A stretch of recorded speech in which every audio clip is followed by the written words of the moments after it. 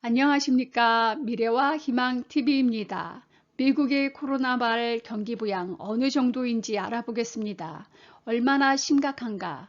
미국의 중앙은행인 연방준비제도 FED가 무제한 양적 완화를 하겠다고 발표했습니다.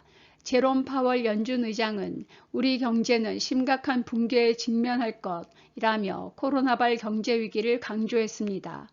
모건 스탠리가 3월 22일 미국의 2분기 국내 총생산 GDP 성장률을 마이너스 30%로 전망했습니다.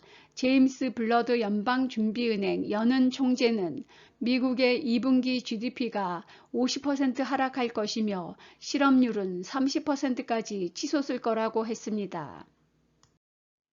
미국의 소비에 의해 지탱해 오던 세계 경제가 코로나 바이러스로 실물 경제가 마비되어 멈춰버리게 되었습니다. 제임스 블러드 연은 총재가 2분기에 실업률이 30%에 달할 수 있다고 경고하는 이유입니다. 미국 연준이 2008년 글로벌 금융위기 때도 쓰지 않았던 무제한 양적 완화라는 대규모 돈 풀기에 나선 것입니다. 제롬 파월 연준 의장은 많은 불확실성이 아직 남아 있지만 우리 경제가 심각한 붕괴를 직면할 것이 명확해지고 있다.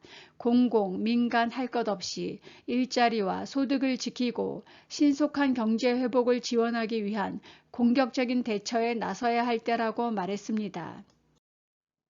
미국의 코로나발 공황 막기.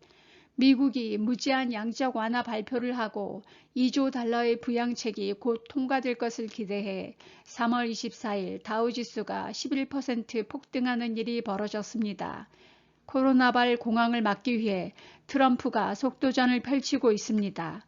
지난 2008년 금융위기 때와는 비교도 안 될 정도로 빠르게 무제한 달러 풀기를 하고 있습니다. 이번엔 민간 기업에까지 자금 공급을 한다는 것을 보면 이번 코로나발 경제위기가 얼마나 심각한지 그리고 빠르게 진화해야 될 필요성이 있다는 것을 짐작할 수 있습니다. 코로나 사태가 한 달도 안 돼 연준은 3월 15일 제로 금리라는 파격적인 금리 인하, 양적 완화와 회사채, 지방채를 매입하겠다고 했고 19일에는 9개 나라와 통화 스와프를 체결해 달러를 안정시키려 했으나 오래가지 않는 분위기입니다. 24일 연달아 무제한 양적 완화라는 카드까지 동원했습니다. 금융위기 때는 하지 않았던 회사채 매입도 발표했습니다. 우리나라 반응과 주식시장. 무제한 양적 완화가 발표된 24일 코스피는 8%대로 폭등하고 환율은 내려갔습니다. 지난 19일 한미 통화 스와프가 발표된 날 원화 가치와 주가 지수는 반짝 급등했지만 하루 만에 다시 급락했습니다. 요즘은 하루는 매도 사이드카, 하루는 매수 사이드카가 번갈아가며 발동하고 있습니다. 급등, 급락을 반복하며 결국은 30%가량 하락했습니다. 최근 개인들이 주식시장에 뛰어들며 신규 계좌가 수십만이 늘었다고 합니다. 최근 전 고점 대비 약 30%가량 떨어졌지만 아직 바닥을 알 수 없으니 신중한 접근을 해야 되겠습니다.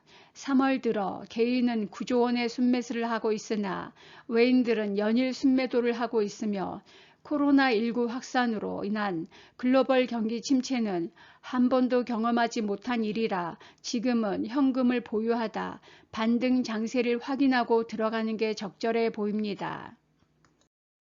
주식시장 과거 위기 때와 비교하면 경제 위기인 1997년 외환 위기 때와 2008년 글로벌 금융 위기와 코스피 지수 비교를 해본다면 외환 위기 때는 고점 대비 마이너스 63%, 금융 위기 때는 고점 대비 마이너스 54%입니다. 앞으로의 상황이 어떻게 전개될지 지켜봐야 하지만 지난 두 번의 위기와 비교한다면 30%가량 더 하락할 수도 있는 상황입니다. 우리의 자산 지키기 해법.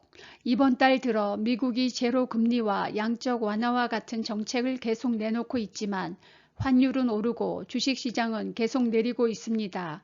문제는 실물 경제가 멈춰버린 가운데 이 파장이 어디까지 갈지 알 수 없는 상황에서 사태가 진정될 때까지 현금을 확보하는 것, 현금엔 달러도 포함해서 자산을 지키는 전략이 필요해 보입니다.